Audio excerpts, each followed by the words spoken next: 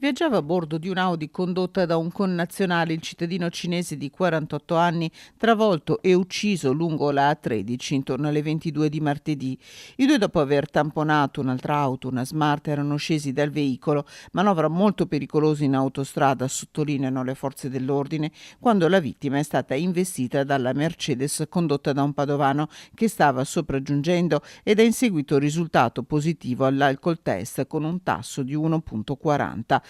Il terribile impatto è costato la vita al 48enne, che sembra non indossasse il giubbino catarifrangente obbligatorio per legge. Altre 3 persone sono rimaste ferite e sono state trasportate negli ospedali di Padova e Abano Terme dai sanitari del SUEM 118 giunti sul posto con i vigili del fuoco di Este e gli agenti della polizia stradale di Rovigo.